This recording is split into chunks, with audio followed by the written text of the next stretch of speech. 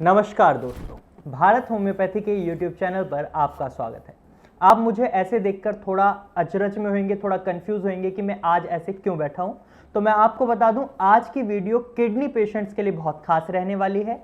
इस तरीके से मैं क्यों बैठा हूं ये भी मैं आपको इस वीडियो में बताऊंगा, तो बने रहे हमारी वीडियो में। तो आप मेरे साइड में सोनाबाद देख रहे हैं। अगर आप एक किडनी पेशेंट हैं तो ये सोनाबाद आपके क्रिएटिनिन लेवल को कम करने में आपकी बहुत ज़्यादा मदद करेगा। अब ये आपकी मदद कैसे करेगा, तो इसको समझने के लिए आपको ये समझना होगा कि स्वेटिंग आपके क्रिएटिनिन लेवल को कम कर सकती है। आपको ये समझना होगा कि आपकी बॉडी से जो भी टॉक्सिन्स होते हैं, वेस्ट मटेरियल्स होते हैं, वो स्वेटिंग के थ्रू भी बाहर आ सकते हैं। अब आपको इतना पता है कि आपकी बॉडी से जो भी टॉक्सिन्स हैं और वेस्ट मटेरियल्स हैं वो तीन तरीके से बाहर निकल सकते हैं। पहला तरीका आपको पता है यूरिन, सेकंड तरीका होता है आपका स्टूल पास करना, थर्ड तरीका होता है आपका स्वेटिंग।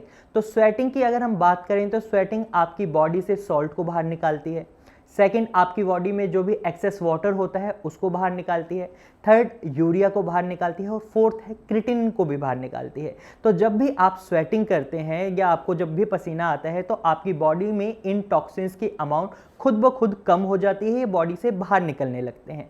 लेकिन अगर आप एक किडनी पेशेंट हैं तो ना तो आप रनिंग कर सकते हैं, ना ही आप वॉकिंग कर सकते हैं एक लंबे टाइम के लिए, ना ही आप एक्सरसाइज कर सकते हैं और ना ही आप साइकिलिंग कर सकते हैं। क्योंकि जब भी आप ये सारी एक्टिविटीज़ करते हैं तो आपकी बॉडी में मसल होती है, और जब भी आपकी मसल्स की एक्टिविटी होती है तो आपकी बॉडी को रिक्वायरमेंट होती है एनर्जी की। और जब आपकी बॉडी को रिक्वायरमेंट होती है एनर्जी की तो उस टाइम आपकी बॉडी क्या करती है, क्रिएटिन को एनर्जी में कन्वर्ट करती है। और जब आपकी बॉडी क्रिएटिन को एनर्जी में कन्वर्ट कर रही होती है तो एक वेस्ट मटेरियल निकलता है जिसे कहते हैं क्रिएटिनिन, और ये आपकी बॉडी में स्टोर होने लग जाता है। क्योंकि आपकी किडनी ऑलरेडी डैमेज है, वो उस अमाउंट में क्रिएटिनिन को बॉडी से बाहर नहीं निकाल पा रही जिस अमाउंट में उसका फॉर्मेशन हो रहा है। तो ऐसे में आपका क्रिएटिनिन लेवल बढ़ने लग जाता है। तो आपको इस बात का खास ध्यान रखना है कि आपको ऐसी एक्टिविटीज नहीं करनी जिससे आपकी बॉडी में क्रिएटिनिन लेवल बढ़े आपको, क्योंकि क्रिएटिनिन लेवल को तो कम करना है। तो अब आपको यह तो समझ आ गया होगा कि आप स्वेटिंग के थ्रू क्रिएटिनिन लेवल कम कर सकते हैं, लेकिन आपको फिजिकल एक्टिविटी नहीं करनी। तो ऐसे में ये सोनाबाद आपको विदाउट फिजिकल एक्टिविटी स्वेटिंग करवाने में काफी मदद करता है। अब ये मदद कैसे करता है, तो इसको आपको समझना होगा कि आपको ये ऑनलाइन amazon.com से या flipkart.com से इजीली मिल जाएगा। इसकी प्राइस रेंज की बात करें तो ये 4000 से 6000 की रेंज में आपको इजीली मिल जाएगा, और ये आपको डेली बेसिस पर यूज करना है। तो अगर आप एक किडनी पेशेंट हैं तो आप इसकी डे की कॉस्ट लगाएंगे तो काफी कम हो जाएगी आपके लिए। क्योंकि आप जब डायलिसिस करवाते हैं या आप मेडिकल ट्रीटमेंट ले रहे होते हैं तो आपको बहुत ज़्यादा खर्चा करना पड़ता है। तो ऐसे में ये आपके लिए बहुत ही सस्ता और टिकाऊ ऑप्शन रहेगा। तो इसके लिए आपको क्या करना है, आप इसके कुकर में थोड़ा सा पानी डालेंगे और इलेक्ट्रिसिटी की हेल्प से इसका स्विच ऑन करके आप इसमें भाप छोड़ेंगे। अब ये भाप आपके इस कंटेनर में जाएगी जिसके अंदर आप बैठे होंगे। जो मैंने वीडियो की शुरुआत में मैंने आपको बैठकर दिखाया था, आपको ये कैप भी अपने सर पर रखनी है। आप मोबाइल भी यूज़ कर सकते हैं, इवन जो जिप है इसमें आप बैठकर मोबाइल भी यूज़ कर सकते हैं, न्यूज़पेपर पढ़ सकते हैं। क्योंकि आपको ये एक्टिविटी कम से कम 2 से 3 घंटे करनी है, कम से कम 1.5 या 2 घंटे तो करनी ही करनी है डेली बेसिस पर। इससे क्या होगा, आपकी बॉडी में जो भी टॉक्सिन्स हैं, सॉल्ट है, जब आपकी बॉडी से सॉल्ट की अमाउंट कम होगी तो आपकी जो हाई ब्लड प्रेशर की प्रॉब्लम बनी रहती है वो कम होगी। अगर आपको हाई ब्लड प्रेशर की प्रॉब्लम नहीं रहती तो आप थोड़ा सा नमक का इंटेक बढ़ा दें, क्योंकि जब भी आपका पसीना बाहर निकलता है तो उसमें नमक की अमाउंट भी काफ़ी अच्छे अमाउंट में बॉडी से बाहर निकल जाती है। तो ऐसे में आपको अपनी डाइट में नमक को बढ़ाना होगा। लेकिन मोस्टली किडनी पेशेंट्स में हाई ब्लड प्रेशर की समस्या रहती है, तो ऐसे में ये आपके लिए काफ़ी फायदेमंद रहने वाला है, क्योंकि ये आपके ब्लड प्रेशर को भी नॉर्मल करेगा। और जब आपका ब्लड प्रेशर नॉर्मल रहेगा तो आपकी किडनी का एक्स्ट्रा डैमेज नहीं होगा। जो आपका डैमेज है वो वहीं रुक जाएगा किडनी का। अगर आपका ब्लड प्रेशर हाई रहता है तो वो डैमेज डे बाय डे बढ़ता रहता है। तो एक तरीके से ये आपके उसमें मदद कर रहा है।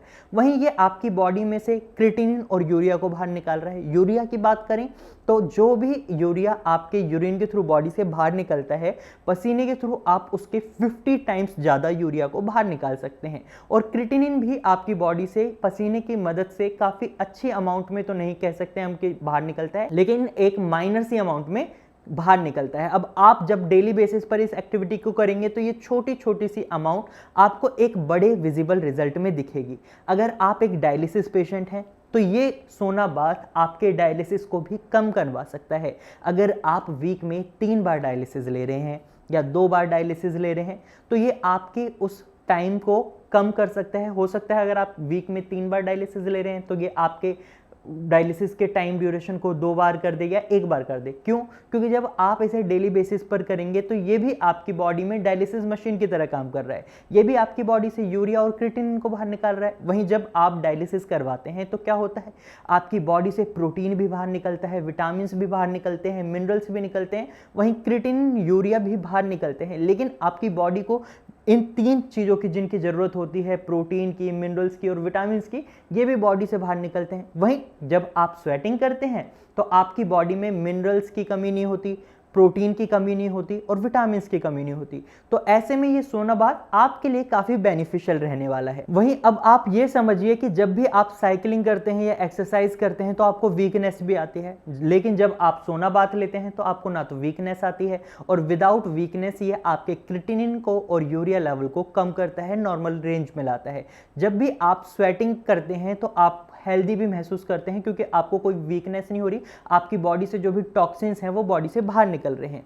तो अगर आप एक किडनी पेशेंट हैं तो मैं आपको सबसे पहले ये क्लियर कर दूं, ये एक ऑप्शन है डायलिसिस की तरह, ये एक ट्रीटमेंट नहीं है। अगर आप इसको एक ट्रीटमेंट की तरह ले रहे हैं तो आप यहां गलत हैं, आप इसको ट्रीटमेंट ना समझें। ट्रीटमेंट के लिए आपको कोई ना कोई मेडिकल थेरेपी को चूज करना होगा, चाहे आप एलोपैथी ट्रीटमेंट चूज करें, होम्योपैथी ट्रीटमेंट चूज करें या आयुर्वेदिक ट्रीटमेंट चूज करें। मैं अगर अपनी रेफरेंस दूं तो हम होम्योपैथी ट्रीटमेंट को प्रेफर करते हैं क्योंकि भारत होम्योपैथी में जो भी पेशेंट्स आए हैं किडनी के, उनमें से ऑलमोस्ट 90% पेशेंट्स हैं जिनका क्रिएटिनिन लेवल कम हुआ है, उनकी डाइट में कुछ चेंजेस किए गए हैं, उनकी लाइफस्टाइल में कुछ चेंजेस किए गए हैं और उन्होंने जो भी दवाइयाँ यहाँ से दी गई हैं उन्हें टाइम पर लिया है और डॉक्टर पर भरोसा करा है और इस तरीके से उनका क्रिएटिनिन लेवल भी कम हुआ है और उनकी किडनी में भी हल्की सी रिकवरी देखने को मिली है। तो अगर आप एक किडनी पेशेंट हैं और आप भारत होम्योपैथी से ट्रीटमेंट लेना चाहते हैं तो आप नीचे दिए गए नंबर पर कॉल कर सकते हैं और भारत होम्योपैथी के डॉक्टर्स की टीम के साथ बात कर सकते हैं,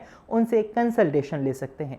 तो आज की वीडियो में सिर्फ इतना ही। मुझे उम्मीद है आपको ये वीडियो समझ आई होगी। अगर आपको अब भी वीडियो से रिलेटेड कोई कंफ्यूजन है तो आप कमेंट के थ्रू अपना सवाल हमसे पूछ सकते हैं, या फिर आप एक किडनी पेशेंट हैं तो आप नीचे दिए गए कमेंट सेक्शन में जाकर अपनी समस्या भी हमें बता सकते हैं, अपना कॉन्टैक्ट नंबर भी दे सकते हैं, या आप नीचे दिए गए नंबर पर अपनी रिपोर्ट्स व्हाट्सएप कर सकते हैं। हमारी डॉक्टर्स की टीम खुद आपसे कॉन्टैक्ट कर लेगी। Thank you for watching.